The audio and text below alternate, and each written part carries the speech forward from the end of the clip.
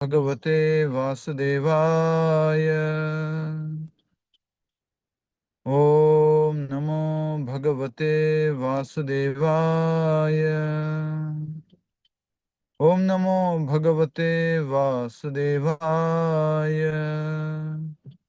मुखं करोति वाचालं पंगुं लंघयते गिरिं यत्कृपातमहं वन्दे श्रीगुरुं दीनतारिणं परमानन्दमाधवं श्रीचैतन्यमीश्वरम् नारायणं नमस्कृत्यं नरं चैव नरोत्तमं दैवीं सरस्वतीं व्यासं ततो जयमुदीरयेत् नष्टप्रायेषु भद्रेषु नित्यं भागवत सेवया भगवती उत्तमश्लोके भक्तिर्भवति नैष्टिकी। नमो ओं विष्णुपादाय कृष्णप्रेष्ठाय भूतले श्रीमते भक्तिवेदांत स्वामिनिति नामिने नमस्ते सारस्वते देवे गौरवाणी प्रचारिणे निर्विशेष शून्यवादी पाश्चात्य देशतारिणे। जय श्री कृष्ण चैतन्य प्रभु नित्यानंद श्री अद्वैत गदाधर श्रीवासादि गौर भक्त वृंद। हरे कृष्ण कृष्ण कृष्ण हरे हरे हरे राम राम राम हरे हरे। श्री गुरु गौरांग और गोविंद भगवान की जय। श्री श्री राधा वृंदावन चंद्र की जय। विश्व गुरु शील प्रभुपाद जी की जय। श्रीमद् भागवतम प्रथम स्कंद अध्याय 13 श्लोक संख्या आज हम समझ रहे हैं 43।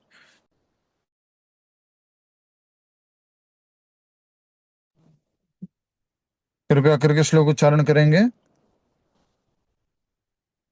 शब्दार्थ में से यथा क्रीड उपस्काराणाम संयोग विगमो यह इच्छया क्रीडितुः स्याताम तथा एव ईश इच्छया नृणाम।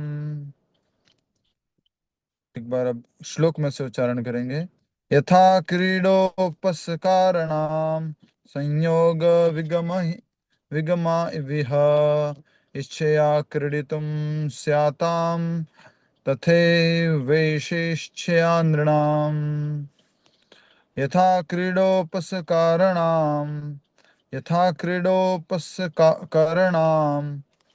संयोग विगमा विह इच्छया क्रीडितुः स्याताम तथैवैषे इच्छया नृणाम्।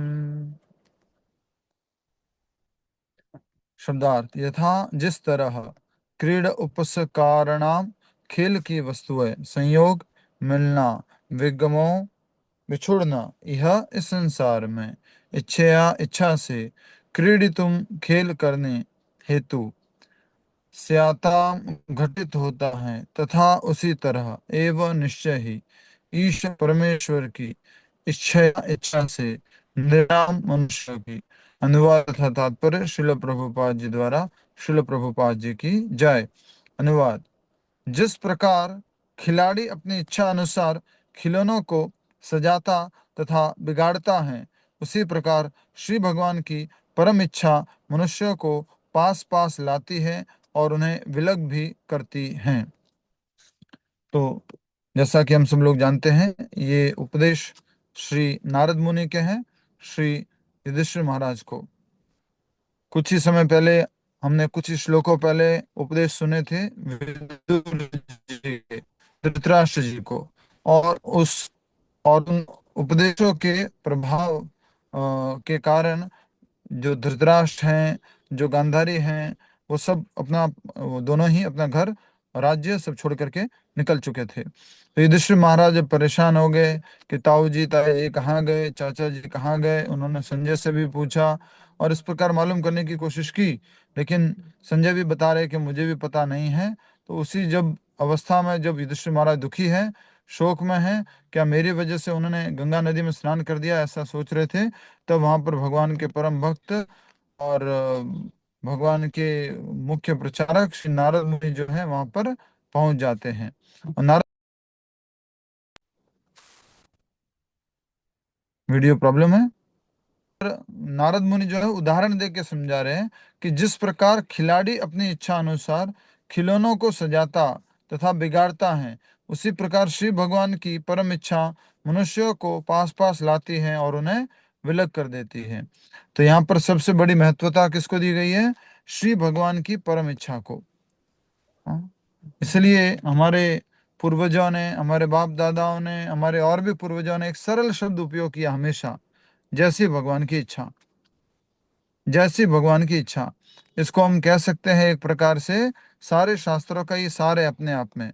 जैसी भगवान की इच्छा, जैसा भगवान चाहे, इसको हम अपने जीवन में उतारने का प्रयास कर सकते हैं। साधारणतया क्या हुआ कि हमने सोचा कि हम भगवत गीता से, श्लोकों से, भागवतम से कुछ श्लोक वाली बात सीख लेंगे और भी अच्छी अच्छी बातें सीख लेंगे, लेकिन सार तो यही रहेगा। क्या? जैसी भगवान की इच्छा। जो कुछ हो रहा है वो भगवान की इच्छा से हो रहा है। यही भगवत गीता और भागवतम की मूल शिक्षा है। तात्पर्य, हमें यह निश्चित रूप से समझ लेना चाहिए कि हम जिस पद पर अभी हैं वह हमारे अपने ही विगत कर्मों के अनुसार परम इच्छा द्वारा नियोजित है।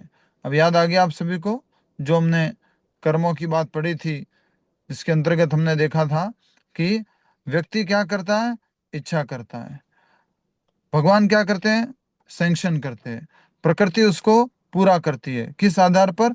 अपने पूर्व जन्म के कर्मों के उसके आधार पर हमें वो सैंक्शन, प्रकृति उसको हमें देती है, प्रोवाइड कराती है। तो वही बात यहाँ पर है कि हमें निश्चित रूप से समझ लेना चाहिए कि हम जिस पद पर अभी हैं वह हमारे अपने ही विगत कर्मों के अनुसार परम इच्छा द्वारा नियोजित हैं।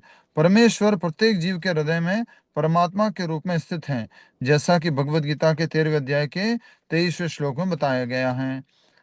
कौन सा श्लोक है 13वें अध्याय का 23वां? प्रभु सबको याद होगा? उपद्रष्टा उपद्रष्टा यस, अनुमंता वाला। उपद्रष्टा अनुमंता च भर्ता भोक्ता महेश्वरः परमात्मेति चापि युक्तो देहेऽस्मिन् पुरुषः परः। कृपया करके सभी लोग अपनी भगवद गीता ले लीजिए, उसमें देखिए 13वें अध्याय का 23वां श्लोक देखिए। तो भगवान श्री कृष्ण परमात्मा रूप में सबके हृदय में स्थित हैं, लेकिन वो क्या कर रहे हैं? उपद्रष्टा, हमारे सारे कार्यों को देख रहे हैं, विटनेस कर रहे हैं।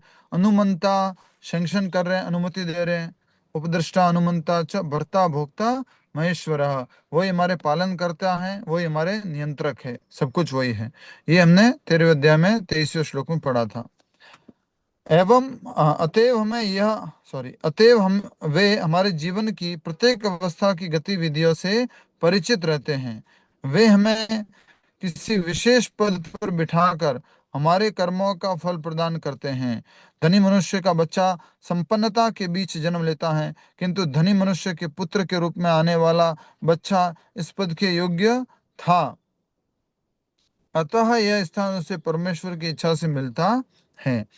अल्टीमेटली भगवान उसको सैंक्शन करते हैं। जैसे कि हमने देखा है, एक कार्य को संपन्न करने के कितने घटक हैं उसकी सफलता के पीछे? किसी भी कार्य की सफलता के पीछे कितने घटक है? 5 घटक है। भूल गए? 18वां अध्याय 14वां श्लोक खोलिए, अभी याद आया। हाँ, 5। 5 घटक है। कौन कौन से? 18वां अध्याय 14वां श्लोक खोलिए, कौन बताएंगे? प्रभु, कर्म ये करना, सदानंद काल। रूप देवी माता जी। हाँ बोलिए, सुशील कुमार जी बोलिए। प्रभु, हमारे एंडेवर्स, बोलिए काल, बोलिए। देव, कर्म का स्थान और विभिन्न इंद्रियां। हाँ, श्लोक कहाँ से शुरू होता है? अधिष्ठान अधिष्ठानम तथा कर्ता यस, अधिष्ठानम तथा कर्ता करणम च पृथक विवद।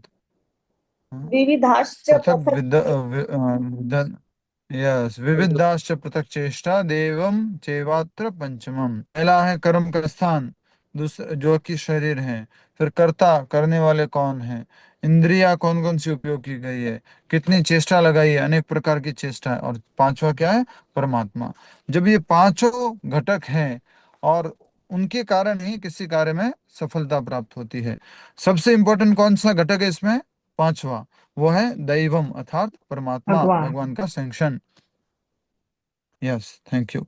तो यहाँ पर कहा जा रहा है कि परमेश्वर प्रत्येक जीव के हृदय में परमात्मा के रूप में स्थित है, जैसा कि श्रीमद् भगवद गीता 13वां अध्याय 23वें श्लोक में बताया गया है। अतएव वे हमारे जीवन की प्रत्येक अवस्था की गतिविधियों से परिचित रहते हैं। वे हमें किसी विशेष पद पर बिठाकर हमारे कार्यों का फल प्रदान करते हैं। तो जो व्यक्ति आज इस दुनिया में किसी पद पर है, किसी नेता की पोजीशन पर है, किसी भी पोजीशन पर है, वो हमारे ही कर्मों के फल के कारण है। ये तो बात ठीक हो गई, लेकिन अल्टीमेटली इसमें सैंक्शन किसका है? परमात्मा का, भगवान का सैंक्शन है। भगवान ने अनुमति दे रखी है। भगवान ने अगर अनुमति नहीं दी है तो हम कभी भी उस अवस्था को, उस पद को, उस स्थिति को नहीं प्राप्त कर सकते। ठीक है। यस। नेक्स्ट हम आगे बढ़ रहे हैं। अतएव वे हमारे जीवन की अतएव वे हमारे जीवन की प्रत्येक अवस्था की गतिविधियों से परिचित रहते हैं। परमात्मा, वे हमें किसी विशेष पद पर बिठाकर हमारे कर्मों का फल प्रदान करते हैं। अच्छा, कोई धन संपत्ति वाले पद पर बिठा दिया तो पुण्य का फल मिल रहा है, और उसमें अगर मान लीजिए कोई कष्ट में भुगतने पड़ रहे हैं तो पाप का फल मिल रहा है। धनी मनुष्य का बच्चा संपन्नता के बीच जन्म लेता है, किंतु धनी मनुष्य के पुत्र के रूप में आने वाला बच्चा इस स्थान के योग्य था। अतः यह स्थान उसे ईश्वर की इच्छा से मिलता है। यदि उस बालक को किसी किसी दूसरे स्थान में ले जाया जाता है तो वह भी परमेश्वर की इच्छा से होता है, भले ही बच्चा या पिता ऐसे सुखद संबंध से वियोग पसंद न करे।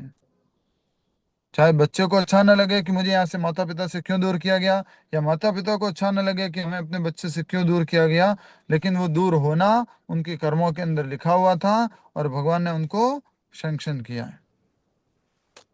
ठीक है। यही बात निर्धन व्यक्ति पर भी निर्धारित होती है।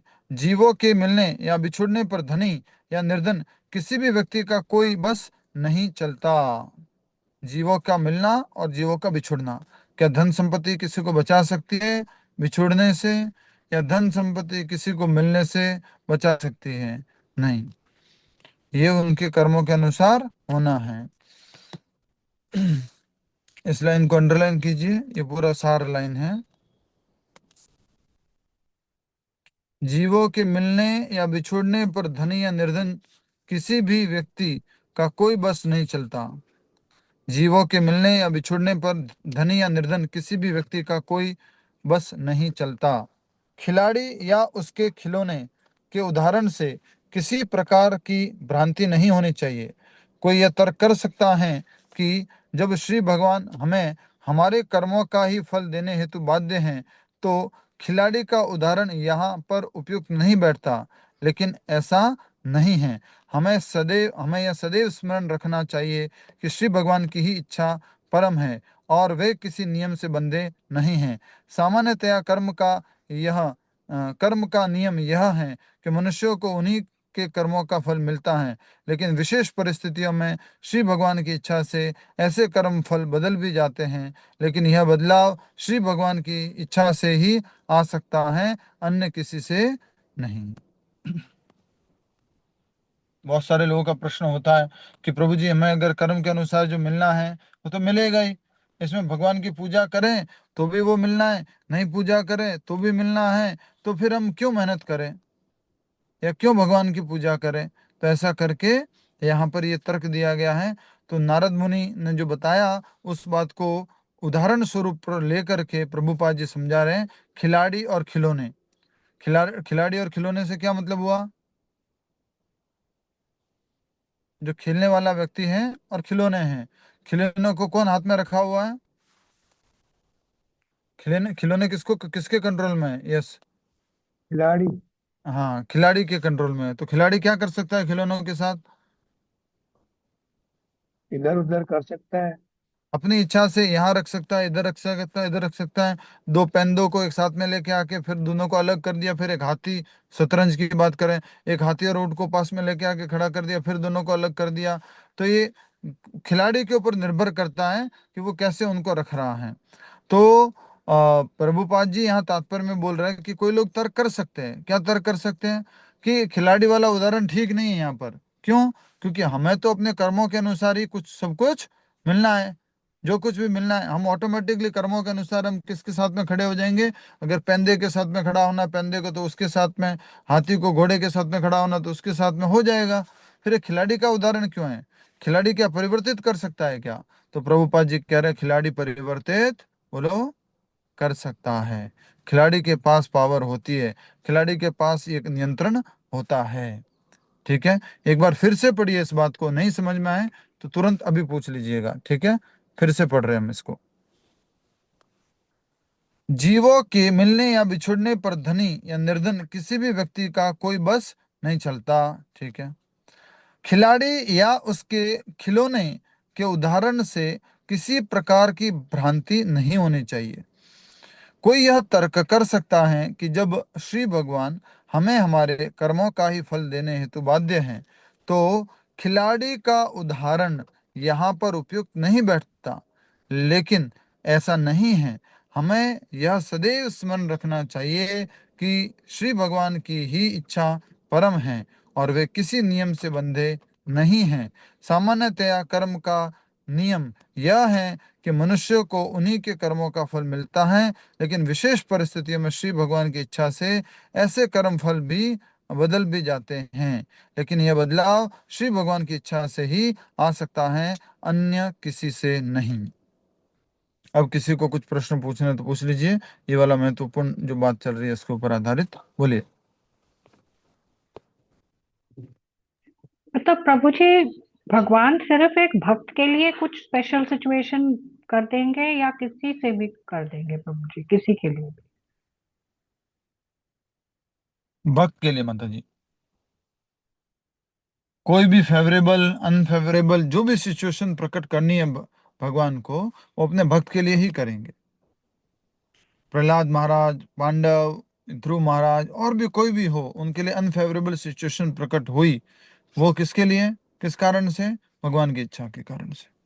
हरे कृष्णा प्रभु जी। तो हाँ जो भक्त नहीं है, उनको उनको भी कर्म फल उसके कर्म के अनुसार देंगे या भगवान ही देंगे प्रभु जी? तो जी उसको तो कर्मों के फलों के अनुसार जीवन चलता रहेगा। मतलब प्रभु जी, ये प्रश्न का मुझे उत्तर नहीं मिला। मतलब जब सब कुछ कर्म के फल के अनुसार मिलते हैं, तो भगवान को मेहनत करना या भक्ति करना, वो प्रश्न नहीं समझ आया। माता जी, मतलब प्रभु जी सब। अगर कोई व्यक्ति भक्ति नहीं कर रहा है, अगर कोई व्यक्ति भगवान, चाहे वो देवी देवताओं की उपासना हो, अगर वो नहीं कर रहा है, तो कर्मों के अनुसार जो जितना जैसे प्राप्त होना है वो प्राप्त होगा, सुख या दुख, जो घटनाएं घटनी है वो घट रही है। लेकिन अगर कोई देवी देवता या परम भगवान श्री कृष्ण की भक्ति करता है, तो भगवान अपनी इच्छा से उसको क्या फल देना है, कितना कितना दुख देना है, कितना सुख देना है, भगवान उसको कर्मों को भी बदल सकते हैं। भगवान उसके कर्मों को भी बदल सकते हैं। ठीक है, तो प्रभु जी, मेहनत और भक्ति दोनों करनी चाहिए कि सिर्फ भक्ति में काम चल जाएगा? माता जी उद्देश्य क्या है, किसके लिए मेहनत करनी है? भक्ति अपना में भी तो कुछ मेहनत अचीव चाहिए करने ना, के लिए। भक्ति नहीं, में भी मेहनत मेहनत। चाहिए। Supposing I want to appear for exam, I will हाँ, not work hard, I will just study, और ऊपर से नाम जब भी करूंगी तो पास होना है तो हो जाऊंगी, नहीं होना है तो भगवान के हाथ में है। I will leave it to God. Yes, भगवान ने हमें अपना कर्तव्य करने के लिए कहा है, तो हमें अपना कर्तव्य तो करना ही है। कर्तव्य करने के लिए भगवान ने कभी नहीं कहा कि तुम ऐसा सोचो कि कर्तव्य नहीं करो। कर्मण्येवाधिकारस्ते माँ फलेषु कदाचन माँ कर्म फल हेतुर्भुर माते संगोस्तु अकर्मणि। कभी ये मत सोचना कि मैं कर्म ना करूं, कर्म न करने से कभी आसक्त मत होना। भगवान कह रहे हैं माते संगोस्तु अकर्मणि, कर्म तो करना है, पढ़ाई तो करना है। जैसे अभी भी भावना जी ने बताया था कि God help those who help themselves, जो खुद को अपना मदद करना चाहते हैं उनको भगवान हेल्प करते हैं। ये हम पहले कथाओं में भी पढ़ चुके हैं कई बार।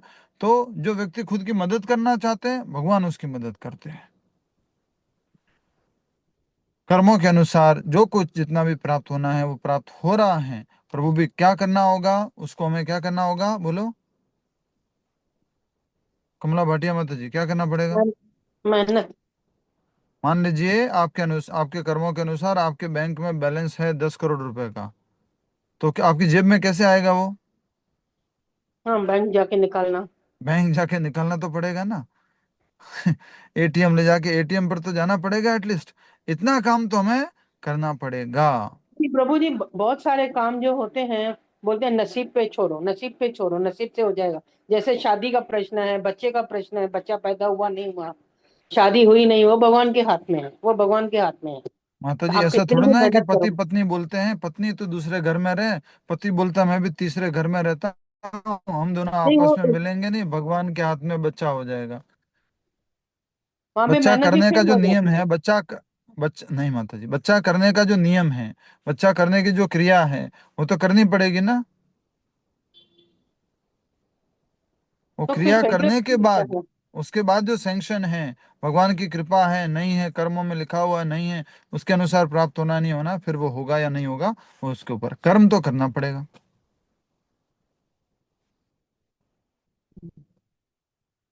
ठीक है माता जी। यस प्रभु। मैं ऐसा सोचा करता था किसी जमाने में कि पुरुष कहीं और रहेगा, स्त्री कहीं और रहेगा, और तपस्या करेंगे दोनों, और दोनों को संतान प्राप्त हो जाएगी। कैसे प्राप्त होगी भाई? हरे कृष्णा प्रभु जी। हाँ, प्रभु जी ये बोलते हैं कि मुक्त आत्मा, तो क्या आत्मा मुक्त है? कि वो भी तो भगवान के माने अंडर में काम कार्य करते हैं, भगवान के जब नहीं, आत्मा यहाँ से निकल जाती आत्मा सदा स्वतंत्र है। आत्मा सदा स्वतंत्र है। क्योंकि और भगवान के पास रहती है, मुक्त मुक्त कैसे? उनके आगे आगे पालन करना पड़ता है हमें। पढ़ता अपने आप नहीं में है, मुक्त तो नहीं। लव है, प्रेम है, मैं करना चाहता हूँ। समझ में आ रहा है?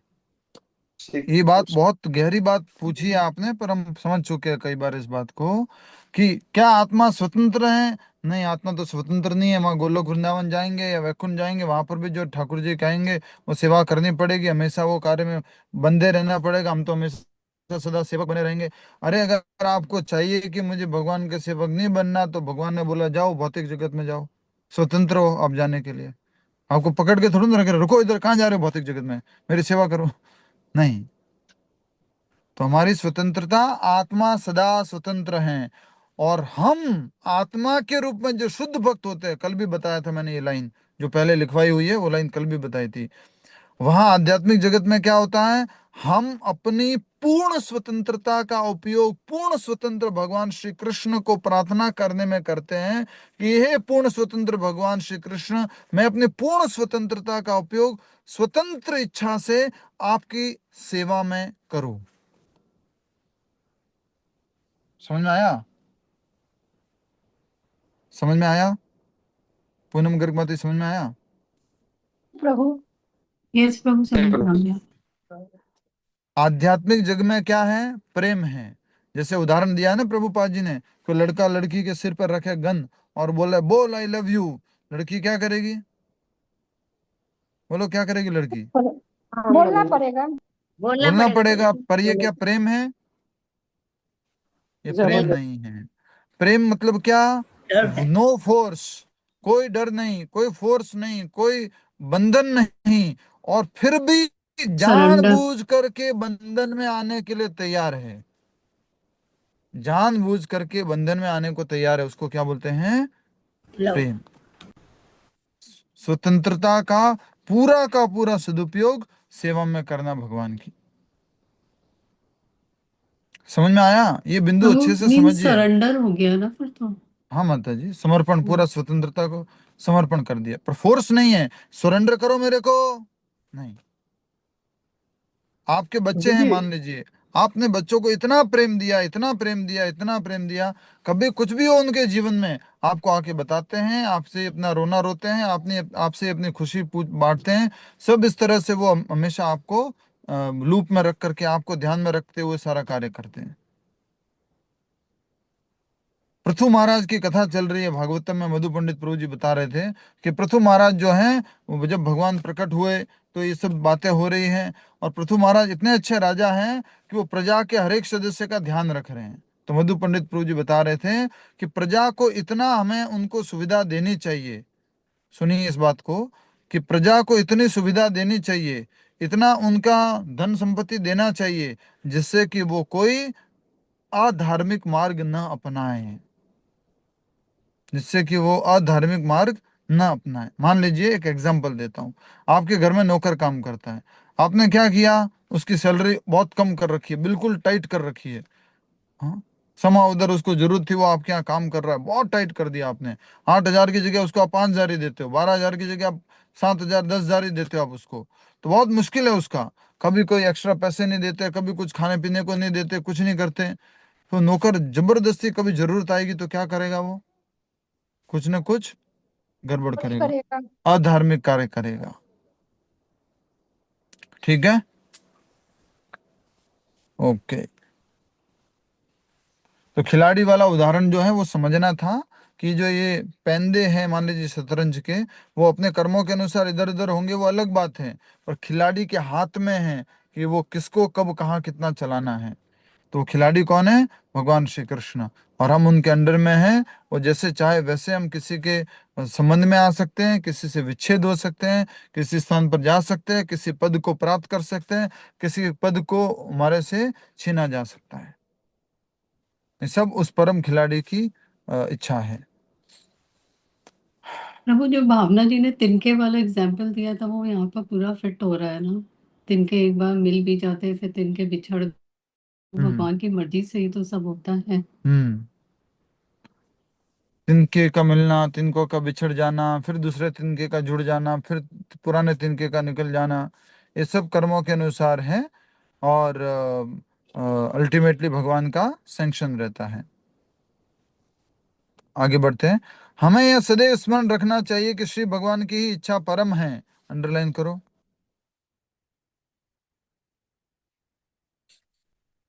और वे किसी नियम से बंधे नहीं हैं। सामान्यतया कर्म का नियम यह है कि मनुष्यों को उन्हीं के कर्मों का फल मिलता है, लेकिन विशेष स्थितियों में श्री भगवान की इच्छा से ऐसे कर्म फल भी बदल जाते हैं। लेकिन यह बदलाव श्री भगवान की इच्छा से ही आ सकता है, अन्य किसी से नहीं। ये हम पहले भी पढ़ चुके हैं, कुछ ही श्लोक पहले भी ये बात पढ़ी थी हमने। ये बदलाव मात्र किसके हाथ में है, भगवान के हाथ में है, और किसी के हाथ में ये बदलाव नहीं है। प्रभु जी, ये जो बदलाव वाला आपने बताया, तो देवी देवता भी ये बदल सकते हैं क्या, या सिर्फ कर्मों से जो सैंक्शनड है वो देवी देवता दे सकते हैं हमें? नहीं, देवी देवता थोड़ा सा मदद कर सकते हैं, थोड़ा सा उसको बदल सकते हैं, क्योंकि उनको भी भगवान ने शक्ति प्रदान कर रखी है, इस कारण से शक्ति प्रदान कर रखी है। और इसीलिए किसी के कर्मों में कुंडली में कुछ लिखा हुआ है, कुछ है, तो उसके लिए देवी देवता की वो उपासना करते हैं, पूजा करते हैं। इसको बोलते हैं न्यू कर्मा, नया कर्म। और उस नया कर्म के प्रभाव से उसकी जो वर्तमान स्थिति है, जो पूर्व जन्मों के कर्मों पर आधारित थी, उसमें भी परिवर्तन आ सकता है। ठीक है। अतएव इस श्लोक में दिया गया खिलाड़ी का उदाहरण सर्वथा उपयुक्त है, क्योंकि श्री भगवान जो कुछ चाहते हैं उसे करने हेतु परम स्वतंत्र हैं, और चूंकि वे सभी प्रकार से पूर्ण हैं, अतएव उनके कर्मों या फलों में कोई त्रुटि नहीं रहती। भगवान के कर्मों में, फलों में किसी प्रकार की त्रुटि नहीं है। भगवान क्या है, परम स्वतंत्र हैं। और ये बात कहाँ पे लिखी है कि भगवान परम स्वतंत्र हैं? श्रीमद् भागवतम प्रथम स्कंद प्रथम अध्याय प्रथम श्लोक। स्वराट, इंडिपेंडेंट। तेने ब्रह्मरदायादि कवये मुह्यन्ति यत् सूर्य तेने तेजो वारिं यथा विनिमयो यत्र त्रिसर्गो मृषा धाम्ना स्वेन सदा निरस्तकुहकं सत्यं परम धीमहि। ओम नमो भगवते वासुदेवाय। तो शुरू होता है ना पहला श्लोक भागवतम के, देखिए कहाँ लिखा हुआ, प्रथम स्कंद प्रथम अध्याय प्रथम श्लोक। ओम नमो भगवते वासुदेवाय। जन्माद्यस्य तोऽन्वयादितरतश्च चार्तेषु अभिघ्नः स्वराट्। भगवान क्या है, स्वराट। क्या लिखा है स्वराट, स्वराट का अर्थ देखो, पूर्ण रूप से स्वतंत्र, कंप्लीटली इंडिपेंडेंट, परम स्वतंत्र है भगवान। जो कुछ चाहते वो कर सकते हैं, और भगवान जो कुछ भी करेंगे, इस बात को ध्यान से दिमाग में बिठाओ प्लीज। भगवान जो कुछ करेंगे वो भला होगा, वो अच्छा होगा। समझ में आ रहा है आपको? डॉक्टर रेशमा माता जी बात कीजिए आप। समझ में आ रहा है? जी प्रभु जी, आ रहा है। नीति नियम के आधार पर हमें लग सकता है कि भगवान ऐसे क्यों कर रहे हैं, लेकिन नीति नियम से ऊपर भी भगवान की इच्छा है। जो भगवान करेंगे वो सर्वोत्तम है, सबसे उत्कृष्ट है, सबके लिए अच्छा है। युधिष्ठिर महाराज को बोला तुम जा करके बोल दो द्रोणाचार्य जी को अश्वत्थामा मारा गया। क्यों बोल रहे हैं भगवान झूठ बोलने के लिए? भगवान तो बोलते झूठ नहीं बोलना चाहिए, यहाँ बोल रहे हैं भगवान झूठ बोलो। तो जो नियति नियम है ये सब नीचे हैं, भगवान की इच्छा सबसे ऊपर है। ठीक है,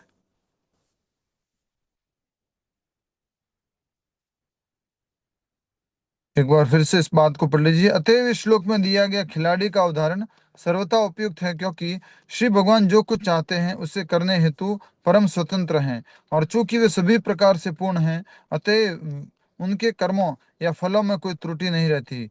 जब किसी शुद्ध भक्त का विषय आता है तब कर्म फलों में ये परिवर्तन विशेष रूप से परमेश्वर द्वारा किए जाते हैं। किसी शुद्ध भक्त के जीवन में क्या होता है? भगवान का सीधा सीधा हस्तक्षेप होता है। तो भगवान उस शुद्ध भक्त के जीवन में कोई भी परिवर्तन ला सकते हैं, और सीधा सीधा ये भगवान की इच्छा से होता है। श्रीमद् भगवत गीता में आश्वासन दिया गया है कि श्री भगवान अपने उस शुद्ध भक्त को सभी पाप फलों से बचाते हैं जिसने उनकी शरण ग्रहण कर ली है। गीता का कौन सा श्लोक? ये तो अपि सरल है, बोलो। अटीयत अपि चेत सुदुराचारो सुदुराचारो भजते त्वं माम्। सर्वधर्म परित्यज्य मामेकं शरणं भव भजा अहं त्वां सर्वपापेभ्यो मोक्षयिष्यामि मा शुचः। यस, एक तो ये है ही है, सर्वधर्मान परित्यज्य माम एकम शरणम व्रज अहम त्वाम सर्व पापेभ्यो मोक्षयिष्यामि मा शुचः। तो प्रभुपाद जी तात्पर्य 90वें अध्याय का 30वां और 31वां श्लोक बोल रहे हैं। अपि चेत सुदुराचारो भजते माम अनन्य भाग साधुरेव समन्तव्य सम्यक व्यवस्थितो ही सह। उसको डरने की आवश्यकता नहीं है, किसी भी प्रकार से उसको डरने की आवश्यकता नहीं है, और वो जल्दी क्या बन जाएगा? क्षिप्रम भवति धर्मात्मा शाश्वत शांति शाश्वत शांति में गच्छति कौन्तेय प्रतिजाने ही न मे भक्ता प्रणश्यति। कभी उसका विनाश नहीं होता है, भगवान उसकी हमेशा रक्षा करते हैं। आप सभी से फिर से आज निवेदन करता हूँ, आप लोग प्रतिदिन आते तो बड़ा अच्छा लगता है मुझे। आज फिर से आप सही सब लोग आए हैं, पुनः स्वागत है आपका। प्रतिदिन आया कीजिए कथा में। हरे कृष्णा। श्रीमद् भगवत गीता में आश्वासन दिया गया है, श्री भगवान अपने शुद्ध भक्त को सभी पापों से बचाते हैं जिसने उनकी शरण ग्रहण कर ली है। इसमें कोई संदेह नहीं है। विश्व के इतिहास में ऐसे सैकड़ों उदाहरण मिलते हैं जहाँ श्री भगवान द्वारा कर्म फल बदले गए हैं। यदि श्री भगवान किसी के विगत कर्मों के फलों को परिवर्तित कर सकते हैं तो यह निश्चित है कि वे अपने ही कर्मों से या कर्मों के फलों से बंधे नहीं रहते। वे पूर्ण हैं और वे समस्त नियमों से परे होते हैं। अगर किसी और के कर्मों में परिवर्तन कर सकते हैं श्री भगवान, तो वो किसी भी कर्मों से बंधे हुए नहीं है, वो स्वतंत्र है। ठीक है, इसको भी अंडरलाइन कर लो। यदि श्री भगवान किसी के विगत कर्मों के फलों को परिवर्तित कर सकते हैं तो ये निश्चित है कि वे अपने ही कर्मों से या कर्मों के फलों से बंधे नहीं रहते। वे पूर्ण हैं, समस्त नियमों से परे होते हैं।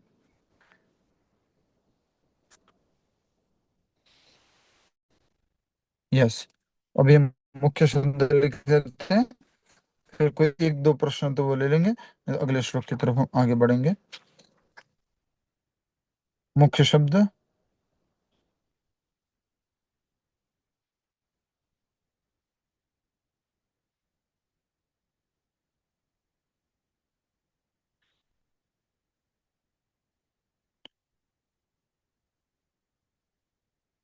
थोड़ा मिक्स है ये शब्द, तो इसको इस तरह से मिक्स वाले ही याद कर सकते हैं। श्याताम तथैव ईश इच्छया नृणाम। श्याताम तथैव तथैव ईश इच्छया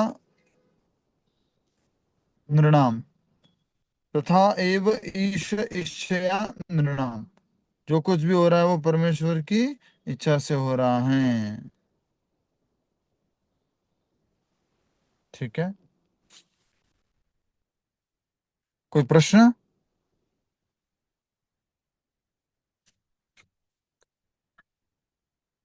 यस, प्रश्न। माइक अनम्यूट कीजिए पूनम गर्ग माता जी। नेक्स्ट, इसके बाद अगला श्लोक करेंगे, फिर आज इतना ही रहेगा। प्रभु यहाँ पर नारद जी युधिष्ठिर जी को इसलिए समझाना चाह रहे थे क्योंकि वो धृतराष्ट्र और वो लोग उनको छोड़ के चले गए थे। इसीलिए ये यहाँ पर समझाया जा रहा है ना कि भगवान की परम इच्छा के से ही मनुष्यों को पास पास लाती है और उन्हें विलग भी करती है। हरे कृष्ण प्रभु। एक सेकंड माता। यहाँ पर नारद जी युधिष्ठिर जी को इसलिए समझाना चाह रहे हैं ना क्योंकि धृतराष्ट्र और गांधारी और विदुर जी उनको छोड़ के चले गए हैं। तो वही एक तरह से कंसोल कर रहे हैं कि भगवान की इच्छा से ही मतलब आदमी पास पास आता है और दूर होता है।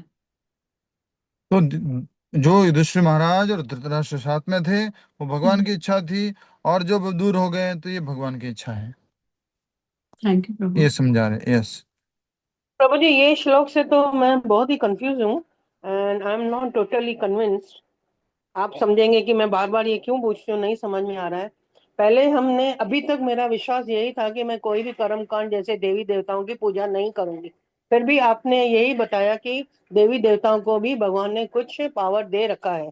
अभी तक मैंने सब कुछ अपना छोड़ दिया था, जैसे मुझे देवी की पूजा करनी थी या हनुमान चालीसा करना था, मैंने सोचा नहीं, कृष्ण मीन्स कृष्ण ही। तो अभी इसी में फिर से बोला जाता है कि नहीं, हम उनको भी मना सकते हैं, उनके थ्रू भी मिल सकता है। तो क्या जैसे चाहिए हमको बोला आपको? गया कि नहीं नहीं चाहिए, तो मनुष्य तो इंसान तो ऐसा है कि उनको हर हर जाओ टाइम जाओ। चाहिए ही रहता है। और दूसरा ये जो पहले भी मैंने पूछा कि भगवान की सैंक्शन के आगे इंसान की मेहनत भी फेल जाती है कभी कभी।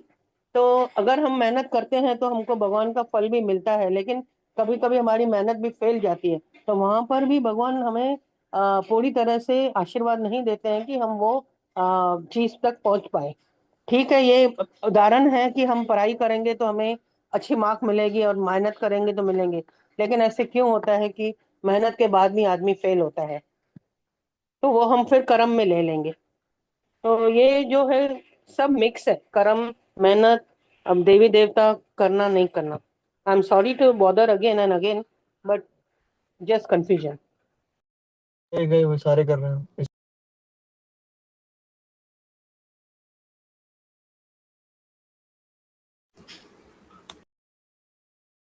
जो कुछ भी जो कुछ भी हमें चाहिए अपने जीवन में, वो सब भगवान श्री कृष्ण दे सकते हैं। तो हमें किसी व्यक्ति की आवश्यकता नहीं है, किसी देवी देवताओं की। जो भी जीवन में हमारे को प्राप्त करना है, जब भगवान दे रहे तो फिर से और देवी देवता के पास क्यों जाना है?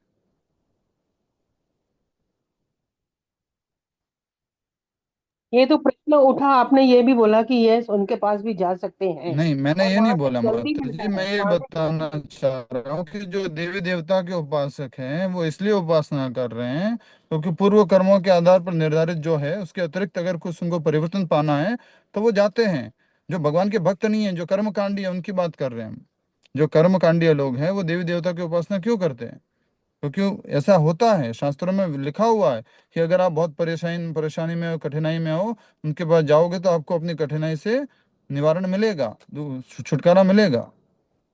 नहीं, तो उनको ये क्यों हम्म। नहीं बोला जा सकता है कि कृष्ण के पास जाओ, वहां पे भी निवारण मिलेगा? वो भी माता जी भक्ति में नहीं आए ना। हम भी पहले ऐसे नहीं थे। हम भी सब लोग पहले ऐसे ही थे कि ओके देवी देवता की उपासना करनी है। लेकिन बाद में उनकी भी मालूम पड़ा भक्ति कि करते सारे हैं हम। देवी देवता जो सैंक्शन करते हैं वो भी भगवान के द्वारा सैंक्शन किया हुआ है। नहीं, लेकिन हम देवी की, जैसे हमारी माता है, उनका 9 दिन का उपवास करते हैं, उनके मंदिर जाते हैं, तो वो भी एक भक्ति हुई, उनका नाम जप करते हैं, उनके ग्रंथ माता जी पढ़ते हैं, वो भी उद्देश्य एक क्या है उसके ऊपर निर्भर करता है। सभी का मोस्टली उद्देश्य ये उद्देश्य क्या होता है है कि उसके ऊपर निर्भर करता है। हमारी जो उद्देश्य संसारिक अगर कोई भौतिक ख्वाहिशें है, हैं। कोई भौतिक उद्देश्य से आप कुछ पूजा उपासना कर रहे हो, तो यस देवी देवता को सैंक्शन करते हैं, उनका कार्य यही है। भगवान ने उनको कार्य यही दे रखा है कि नहीं, आप लेकिन जो है। मनुष्य की दोनों ही इच्छाएं होती है, भौतिक तो आध्यात्मिक आध्यात्मिक। नहीं होती माता जी, आध्यात्मिक इच्छा तो लोगों को मालूम ही नहीं है, खुद का परिचय ही नहीं मालूम है, तो कहाँ से आध्यात्मिक इच्छा मालूम होगी? वो तो हम जो भक्त अभी आए हैं, नए नए नौसिखिया भक्त है, उनकी प्रॉब्लम है ये तो। यहाँ पे प्रभु जी यही बात है कि देवी देवता जो चीज दे देंगे अपने को, वो इसलिए दे देंगे, उनको ये नहीं उस बात से कोई नहीं पड़ी है कि ये भक्त के लिए आगे जाके नुकसान करेगा या फायदा करेगा। भगवान हमारे हित की बात सोचते हैं, इसलिए हम भगवान से मांगते हैं। भगवान को देना होगा तो वो देंगे, हमारे हित में होगा तो देंगे, नहीं तो नहीं देंगे। यहाँ पे ये बात आती है। यस माता जी, आप क्या कह रहे थे, वापस बोलिए, फिर हम आगे बढ़ते हैं। आगे ले लो साइड में। यस माता जी, क्या कह रहे थे? प्रभु जी, हरे कृष्णा प्रभु जी। हाँ, प्रभु खुश जी रहो मैं माता ये जी, कमला माता जी। प्रभु जी नहीं, मैं बस ये मेरा कह वही रही थी कि कंफ्यूजन है जो हमेशा दिमाग में आता रहता है कि अभी जब हम माता जी, भक्ति में बहुत आए सरल हैं। भाषा में समझ लीजिए, अगर आज के बाद कोई कंफ्यूजन है तो प्रश्न पूछिए। भगवान श्री कृष्ण मूल है, बाकी सभी देवी देवताओं को भगवान ने एक कार्य दे रखा है। देवी देवता सब लोग जीव तत्व हैं, अपने कर्मों के अनुसार वो देवी देवता का स्थान प्राप्त करते हैं, क्योंकि ये सब जीव तत्व है। ये परमात्मा तत्व विष्णु तत्व नहीं है, ये सब जीव तत्व हैं, और वो अपने पुण्यों के कारण इस पद को प्राप्त करते हैं। भगवान ने उनको इतनी शक्ति प्रदान कर रखी है कि अगर कोई जीव को किसी प्रकार की मदद चाहिए, वो बड़े जीव होने के कारण वो उनको उनके कार्यों में मदद कर सकते हैं, हेल्प कर सकते हैं। लेकिन हमारा मकसद ये नहीं है कि हमें भौतिक कार्यों में मदद लेना। पहले हम ले रहे थे, आज भी ले सकते हैं, लेकिन हमारा मकसद बहुत बड़ा है। अब हमारा मकसद मात्र बेटी की शादी, अपने स्कूल की पढ़ाई, या व्यापार, या कोई धन संपत्ति अर्जन करना, इतना मकसद नहीं रहा। जो लोग अभी इसी स्थिति में फंसे हुए हैं, जो लोग अभी भी इसी स्थिति में फंसे हुए हैं, मैं, मेरा परिवार, वो लोग जो है देवी देवता की उपासना आज भी करते हैं, करते रहे, नो प्रॉब्लम। एक न एक दिन धीरे धीरे वापस जब उनको समझ में आएगा कि मुझे आखिरकार तो भगवत भक्ति चाहिए, भगवत प्रेम चाहिए, तब वो उस पद पर प्राप्त कर पाएंगे, तब वो भक्ति मार्ग पर आ पाएंगे। ठीक है? ठीक है प्रभु जी, हरे कृष्ण। हाँ पर हाँ, प्रभु तो जी, पूछ ली अब क्या? लेकिन शिव जी का पद तो कोई और नहीं प्राप्त कर सकता ना क्या प्रभु जी, वो पढ़ाई तो यस करने वही जाते माता है जी, जो। यस माता जी, क्लास तक पढ़ाई कर। यस माता जी। ठीक है, ओके। नेक्स्ट श्लोक, हरे श्लोक कृष्णा संख्या। प्रभु जी, हरे कृष्णा प्रभु जी। हाँ जी माता जी। हाँ, बस एक प्रश्न छोटा सा है। जैसे प्रभु जी हमारे जैसे प्रार्थनाएं हमेशा से रही और शिव जी की पूजा करते रहे या हनुमान जी की भी, तो अब धीरे धीरे जैसे पहले हम परिवार की सुरक्षा ये मांगते थे, लेकिन अब हमारी प्रार्थनाएं ही बदल गई हैं। जैसे अगर हनुमान चालीसा भी पढ़ रहे हैं तो हम उनसे हरि की भक्ति ही मांग रहे हैं, या शिव जी की भी पूजा कर रहे हैं, सावन है तो उनसे भी, क्योंकि वो सबसे बड़े हरि भक्त हैं। तो उस स्थिति में तो हम यस, वही हमने आपसे निवेदन किया यहाँ पर कि आपका क्या इंटेंशन है, पर्पस क्या है पूजा करने का, जी तो वो नहीं, इम्पोर्टेंट। भक्ति मांगने के लिए उनके पास हम क्यों जाते हैं? डायरेक्टली हम कृष्ण की भक्ति कर ही रहे हैं। माता जी, माता अलग जी से बात जाने ये की आवश्यकता नहीं है। कभी किसी तरह से कोई घर में आप कर रहे हो, दूसरे लोग दूसरा कर रहे हैं, उन लोग कर रहे हैं तो वो कह रहे हैं आप भी आइए, तो आप भी चले गए, तो वहां पर आप जाके क्या करेंगे? बोले ये हम शिव जी को प्रसन्न करेंगे, शिव जी से भगवान की भक्ति की प्रार्थना मांगेंगे। भक्ति कौन दे सकता है? जिसके पास भक्ति है। परम वैष्णवों के पास भक्ति होती है तो हम भक्ति दे सकते हैं। जी प्रभु जी, हम ऐसे तो कहा ही जाता है कि जब भक्तों की कृपा होती है, जैसे वृत्तासुर ने भी कहा कि हम दासानुदास बने, तो उस तरीके से भी हम सोच सकते हैं कि हनुमान जी इतने बड़े हरिभक्त थे, शिव जी इतने बड़े हरिभक्त हैं, तो उनके पास तो बहुत बड़ी है शक्ति। और जो माता की पूजा भी करते हैं, तो वही माता जो हमें भौतिक साधन देती है, वही हमें मोक्ष भी प्रदान करती है, या वो भी हमें भक्ति ही दे सकती है।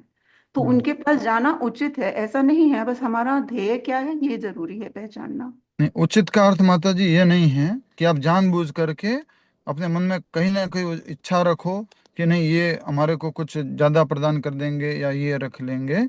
हमारा ध्येय अच्छा है, लेकिन ये विश्वास अलग से एक विश्वास बना के रखना कि ये मुझे ये दे देंगे, ये मुझे दे देंगे। अल्टीमेटली तो हम ऑलरेडी प्रभुपाद जी के आदेश के अनुसार कृष्ण भक्ति कर रहे हैं, इस स्तुति पद पर पहुंच चुके हैं। तो मैं अलग से कुछ कि अब मैं नवरात्र भी कर लेता हूँ, अब मैं शिवरात्रि भी कर लेता हूँ, अब मैं गणेश चतुर्थी भी कर लेता हूँ, अब मैं सारे जो और भी देवी देवता के उत्सव है वो भी कर लेता हूँ, कोई आवश्यकता नहीं है। जी प्रभु जी, लेकिन मन में तो थोड़ा सा रहता है कि हम हमारे बस वो तो बदल गया है। हाँ, तो माता जी तो अभी तक हमारा हमारे अंदर फिर पूर्ण रूप से समर्पण, पूर्ण रूप से श्रद्धा अभी तक डेवलप नहीं हुई है। अभी अभी हम थोड़े से कच्चे हैं, अभी भी लगता है नहीं, सेम थोड़ा कम ये टू भी सेम चाहिए, पॉइंट, थोड़ा ये भी चाहिए, कम थोड़ा टू ये भी सेम चाहिए। पॉइंट। यस ठीक है। यस यस, अग्री अग्री प्रभु जी। Hmm. Come to same point, back to same. Yes माता जी। श्लोक संख्या 44।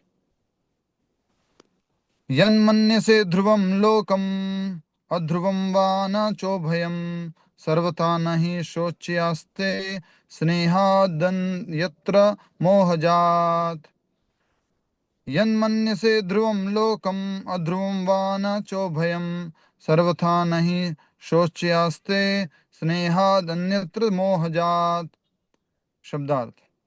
यत भले ही मन से सोचते हो, ध्रुवम परम सत्य, लोकम मनुष्यों की, अध्रुवम अवास्तविकता, वा अथवा न नहीं, च भी उभयम अथवा दोनों, सर्वथा सभी परिस्थितियों में, न कभी नहीं, ही निश्चय ही, शोचयाह शोक का विषय, ते वे स्नेहात स्नेह के कारण, अन्यत्र अथवा दूसरी तरह, मोहजात मोह जनित। अनुवाद तथा तात्पर्य श्रील प्रभुपाद जी द्वारा। श्रील प्रभुपाद जी की जय। अनुवाद।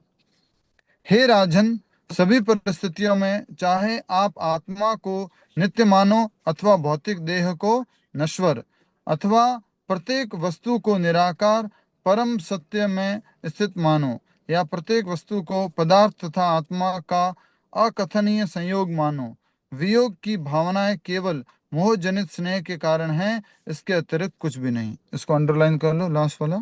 वियोग की भावनाएं केवल मोह जनित स्नेह के कारण हैं, इसके अतिरिक्त अन्य कुछ भी नहीं। मोह जनित स्नेह, हाँ,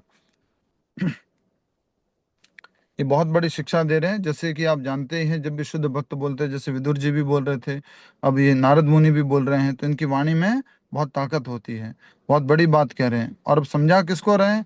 अब छोटे स्तर के व्यक्ति को नहीं समझा रहे। जैसे विदुर जी समझा रहे थे तो वो धृतराष्ट्र को समझा रहे थे, तो उसको एक लेवल की बात बता रहे थे। लेकिन ऑलरेडी युधिष्ठिर महाराज को समझा रहे हैं, जो भगवान के भक्त हैं, शुद्ध भक्त हैं, उनको समझा रहे हैं। उन दोनों के बीच में वार्तालाप हो रही है, तो उसका लेवल और कितना होगा, कैसा होगा, और उच्च होगा।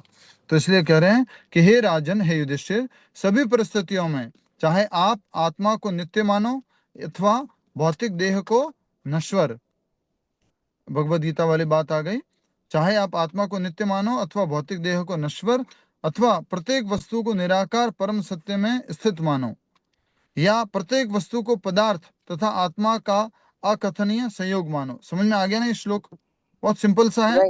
एक हरे कृष्णा। यस, सुदेश, सुदेश खन्ना जी, क्या कह रहे हैं आप? नहीं आया प्रभु जी समझ। अच्छा, ये बोला आपने। ठीक है, धन्यवाद। मैं समझा रहा हूँ। देखिए, हे राजन, सभी परिस्थितियों में चाहे आप आत्मा को नित्य मानो कि आत्मा शाश्वत है, ये सत्य बात है, अथवा भौतिक देह को नश्वर, भौतिक देह नश्वर है, ये भी सत्य बात है, चाहे इसे मान लो, अथवा प्रत्येक वस्तु को निराकार पर ब्रह्म में स्थित मानो कि सभी वस्तु निराकार पर ब्रह्म से आई है, हम भी निराकार पर ब्रह्म से आए हैं, ये शरीर भी, ये आत्मा भी, सब कुछ एक दिन निराकार पर ब्रह्म में जाके विलीन हो जाएगा, चाहे ये मानो आप। या प्रत्येक वस्तु को पदार्थ तथा आत्मा का अकथनीय संयोग मानो, तो जो भी इस जगत में वस्तु दिखाई दे रही है वो आत्मा अर्थात आध्यात्मिकता का और भौतिकता का संयोग मानो, तभी वो वस्तु कैसी है, चलायमान हुई है या प्रकट हुई है। जैसे ये गाड़ी है, ये भी किस कारण से प्रकट हुई? ये है तो भौतिक तत्व पदार्थ है, लेकिन ये कैसे प्रकट हुई? किसी ने, किसी एक आध्यात्मिक व्यक्ति ने, एक आदमी ने इसमें जब दिमाग लगाया है, तब जाके ये प्रकट हुआ है। समझ में आ रहा है? लास्ट में कहा है कि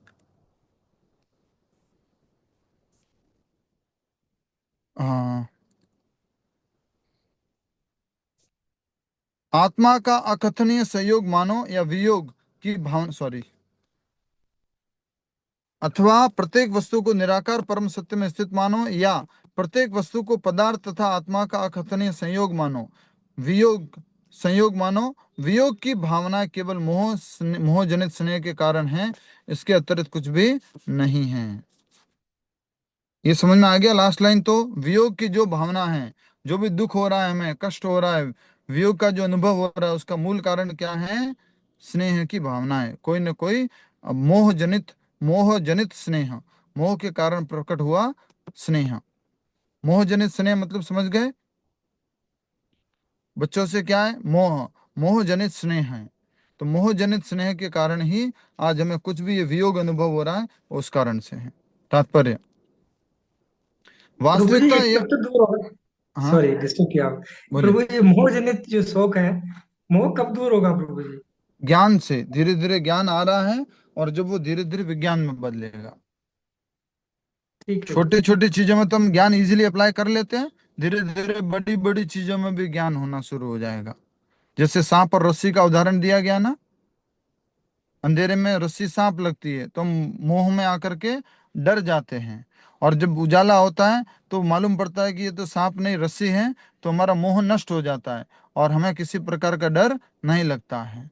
उसी प्रकार से जब हम ज्ञान में स्थित होंगे और धीरे धीरे इस ज्ञान का अभ्यास करना शुरू करेंगे, तो हमारा ये मोह जनित स्नेह और साथ ही साथ भय, ये सब क्या होता जाएगा? कम होता जाएगा। आप में से कितने लोगों को लगता है अभी स्नेह थोड़ा कम हो गया है, थोड़ा भय कम हो गया है? आपको नहीं लगता क्या? हमारे साथ अभी जो प्रश्न पूछा था आपने।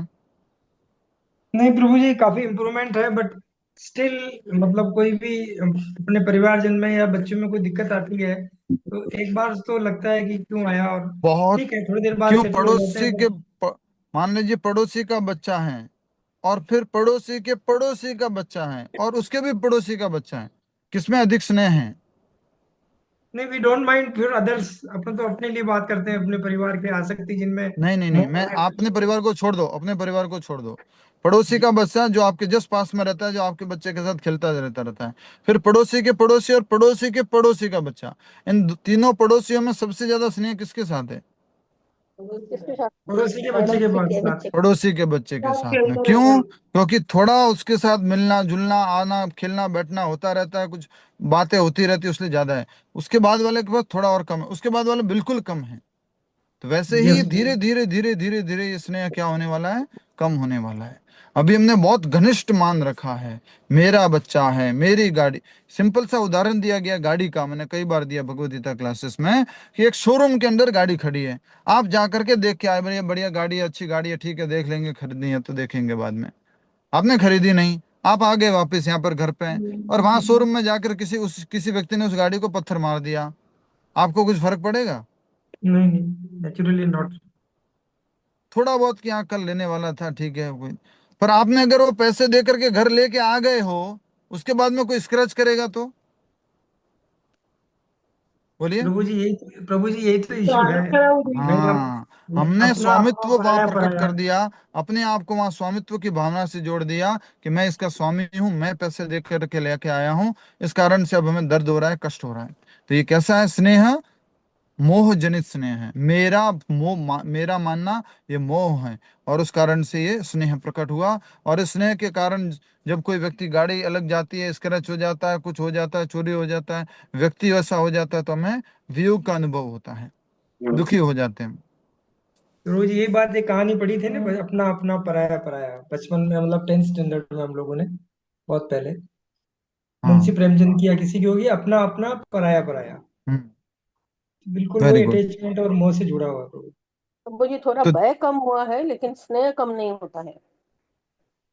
माता जी कहीं ना कहीं अभ्यास में कमी है, हमारे श्रवण में कमी है, हमारे कहीं ना कहीं बिलीफ हमारी बदल नहीं रही है। कभी हम कहीं पर अपने पुराने बिलीफ्स को पकड़े हुए हैं, इस कारण से हमें लगता है कि नहीं ये सही है, अभी ये तो सही है कि नहीं मालूम नहीं, ये तो सही है, ऐसा लगता है। तात्पर्य वास्तविकता यह है कि प्रत्येक जीव परम पुरुष का व्यक्तिगत अंश है। ममे वांशो जीव लोके, प्रत्येक जीव प्रत्येक व्यक्ति भगवान का अंश है, और उसकी स्वाभाविक स्थिति अधीनस्थ सहयोगी सेवक की है। भगवान का वो क्या है? स्वाभाविक स्थिति, नेचुरल पोजीशन क्या है? भगवान का नित्य सेवक है। चाहे जीव अपनी बद्ध अवस्था में हो अथवा ज्ञान तथा शाश्वतता के पूर्ण से पूर्ण अपनी मुक्त अवस्था में हो, वह नित्य परमेश्वर के अधीन रहता है। इस लाइन को फिर से समझो। चाहे जीव अपनी बद्ध अवस्था में हो अथवा ज्ञान अथवा तथा शाश्वतता के पूर्ण से पूर्ण अपनी मुक्त अवस्था में हो, वह परमेश्वर के ही अधीन रहता है। हमेशा सुप्रीम कंट्रोल किसका रहेगा? भगवान का रहेगा ही रहेगा। चाहे हम सच्चिदानंद हो जाएं, चाहे हम भौतिक बद्ध अवस्था में रह जाएं। कृष्णकांत प्रभु जी, यहाँ आपको डाउट आ सकता है, लेकिन आप समझ गए होंगे उत्तर इसका। चाहे हम सच्चिदानंद बन जाए जी जी प्रभु जी। तो भी हम अल्टीमेटली तो भगवान के नियंत्रण में ही हैं। भगवान फोर्स नहीं कर रहे हैं हमें किसी भी प्रकार का नियंत्रण करके, लेकिन फिर भी हम किसके अंडर में रहेंगे? भगवान के। ठीक है, फिर से पढ़ लो, नहीं समझ में आया तो अंत में पूछ लेना। चाहे जीव बद्ध अवस्था में हो अथवा ज्ञान तथा शाश्वतता से पूर्ण अपनी मुक्त अवस्था में हो, वह नित्य परमेश्वर के ही अधीन रहता है। लेकिन जो वास्तविक ज्ञान के जानकार नहीं है, वे जीव की वास्तविक स्थिति के विषय में विभिन्न प्रकार की कल्पनाएं करते हैं। लेकिन जो वास्तविक ज्ञान के जानकार नहीं है, वो क्या करते हैं? कल्पना करते हैं, कुछ न कुछ कल्पना। पहला ज्ञान क्या? मैं भगवान का अंश हूँ। दूसरा ज्ञान क्या? मैं स्वतंत्र भी हूँ तो भी भगवान के अधीन हूँ। ये जानकारी जिसके पास नहीं है, जो इस ज्ञान को नहीं रखते हैं, वे जी वास्तविक स्थिति के विषय में विभिन्न प्रकार की कल्पनाएं करते रहते हैं कि एक दिन मैं मिल जाऊंगा, मर्ज हो जाऊंगा, मेरी स्वतंत्रता पूर्ण रूप से इस प्रकार से मैं स्वतंत्र हो जाऊंगा, ऐसे कल्पना करते हैं। किंतु दर्शन की सभी विचारधाराओं द्वारा यह स्वीकार किया गया है कि जीव शाश्वत हैं। जीव क्या है? शाश्वत है। दर्शन की मतलब फिलॉसफी। फिलॉसफी जो होती है उसके अंतर्गत दर्शन, दर्शन शास्त्र। दर्शन मतलब देखना नहीं है यहाँ पर, दर्शन मतलब फिलॉसफी। किंतु दर्शन के सभी विचारधाराओं द्वारा यह स्वीकार किया गया है कि जीव शाश्वत हैं और यह 5 भौतिक तत्वों से बना शरीर रूपी वस्त्र विनाशशील तथा अस्थायी है। यह शाश्वत जीव कर्म के नियम द्वारा एक भौतिक शरीर से दूसरे में देहांतर करता है, और ये भौतिक शरीर अपनी मूलभूत संरचना के कारण विनाशशील है। भौतिक शरीर तो इसकी मूलभूत संरचना ही ऐसी है कि एक न दिन क्या हो जाएगा? समाप्त हो जाएगा। और आत्मा की मूलभूत संरचना कैसी है? शाश्वत, सच्चिदानंद। भले अभी अपने आप को असत अच्छिद निरानंद मान ले भले, लेकिन मूलभूत अवस्था क्या है? सच्चिदानंद। अतएव आत्मा के देहांतरण के कारण या किसी अवस्था में भौतिक शरीर के विनष्ट होने से किसी प्रकार का शोक नहीं करना चाहिए। चाहे आत्मा एक शरीर को छोड़कर दूसरे शरीर में चले जाए, या ये शरीर जो है इसकी मृत्यु हो जाए, तो शोक करने की आवश्यकता नहीं है, क्योंकि अल्टीमेटली शरीर का क्या होने वाला था? नष्ट होने वाला था, और आत्मा सच्चिदानंद होने वाली थी, अर्थात वापस भगवान के धाम जाने वाली थी। कुछ ऐसे मनुष्य हैं जो भौतिक बंधन के छूटने पर परमात्मा में आत्मा के तादात्म्य में विश्वास करते हैं। कुछ लोग क्या सोचते हैं? जब मर जाएंगे तो आत्मा फिर परमात्मा में जाकर के विलीन हो जाएगी। और कुछ ऐसे मनुष्य भी हैं जो आत्मा के अस्तित्व को ही नहीं मानते, नास्तिकवादी, अपितु पदार्थ में विश्वास करते हैं। हमारे दैनिक जीवन में न जाने कितने पदार्थ अन्य पदार्थों में रूपांतरित होते देखे जाते हैं, किंतु हम ऐसे परिवर्तनशील रूपों के लिए शोक नहीं करते। समझ में आया आपको? ये तो समझ में आ गया। जैसे भोजन पाया आपने, बढ़िया रसगुल्ला पाया, बढ़िया जलेबी पाई, एकदम बढ़िया महंगा वाला सिल्वर का कुछ लगा हुआ था उसके ऊपर, वो पाया, लेकिन क्या हुआ आखिरकार? क्या बना वो? मल बन गया। क्या शोक करते उसके लिए? अरे यार, वो सिल्वर कहाँ चला गया, मैंने खाया था।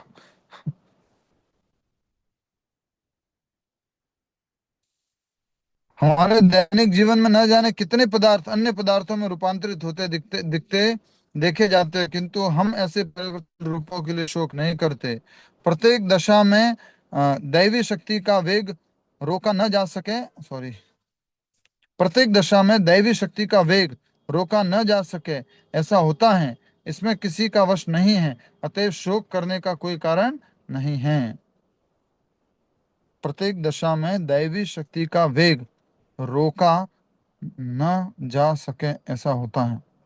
अर्थात वेग को रोका नहीं जा सकता। दिव्य जो वेग है कि मृत्यु आनी है, जन्म होना है, पास होना है, विलग होना है, ये सब को रोका नहीं जा सकता। इसमें किसी का वश नहीं है, अतएव शोक करने का कोई कारण नहीं है। अंडरलाइन कर लो ये वाली। प्रत्येक दशा में दैवी शक्ति का वेग रोका ना जा सके, ऐसा होता है। नेगेटिव नेगेटिव पॉजिटिव है ये, रोका और ना, अर्थात देवी शक्ति को रोका नहीं जा सकता, उसका प्रभाव होगा ही होगा। यहाँ पे प्रभु जी देवी शक्ति तो भगवान की शक्ति है। यस, प्रभु दैवी जी शक्ति देवी मतलब शक्ति का भगवान की मतलब शक्ति। माया है यहाँ पर, माया। नहीं नहीं, माया नहीं है यहाँ, देवी चलो शक्ति भगवान की सिंपल शक्ति। माता जी, दैवी शक्ति मतलब जो हमारे कंट्रोल में नहीं है, वो शक्ति के प्रभाव के अंतर्गत मृत्यु आनी है, जन्म होना है, बिछुड़ना है, साथ में आना है, सब उसके कंट्रोल से है। हाँ, तो वो भगवान की शक्ति हुई ना प्रभु जी। यस माता जी, वो भगवान की शक्ति है, दैवम। माया भी भगवान की शक्ति है और वो भी भगवान के अंडर ही कार्य करती है, और वो माया भगवान को जो, भगवान जो माया को कहते हैं, माया उसी के अंतर्गत अंतर्गत अपना कार्य करती है। हरे कृष्णा यस, प्रभु जी। हाँ जी, ये सेम गीता के दूसरे अध्याय के 27वें श्लोक से मेल खा रहा है पूरा। हाँ जाते से बताइए। ही ध्रुव, यस, जातः से ध्रुव दशे मृत्यु, मृत्यु ध्रुव से ध्रुवम जन्म जन्म मृत्यु च मृतस्य च तस्मात् तस्मात्। परिहर्यर्थे नैतम हाँ, शोषन्ते वैसे। यस, कि देखो भगवद गीता का 27वां श्लोक खोलो, दूसरे अध्याय का। श्रद्धा डेवलप करनी है, विश्वास डेवलप करना है, तो किताब खोलनी पड़ेगी, श्लोक देखना पड़ेगा, तब जाके श्रद्धा डेवलप होगी। ऐसा नहीं ठीक है okay yes yes I will understand this also that also. तो हमें अपने को खोल के देखिए भगवद गीता में कि जन्म हुआ है तो मृत्यु होगी, मृत्यु हुआ है तो जन्म होगा, इसको कोई रोक नहीं कर सकता। तस्माद अपरियारे हरते नैतम नैनम शोचितुम अर्हसीति, इसलिए तुम्हें शोक करने की आवश्यकता नहीं है। ठीक है, बहुत सुंदर तात्पर्य, वही प्रभुपाद जी ने भक्ति सॉरी अपना आत्मा और शरीर के बारे में सिद्धांत को बताया है यहाँ पर। ठीक है, किसी का कोई प्रश्न? नहीं तो हम समाप्त करते हैं यहीं पर। मुख्य शब्द प्रभु जी। मुख्य शब्द इसका है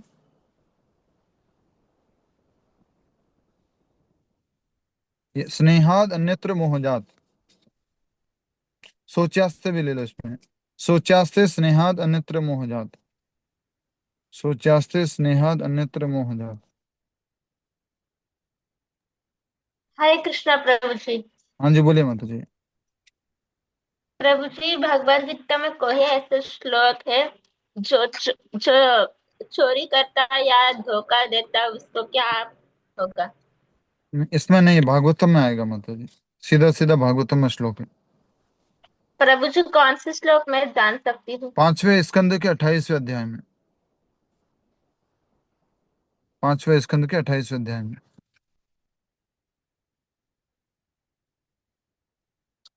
ठीक है, और कोई प्रश्न?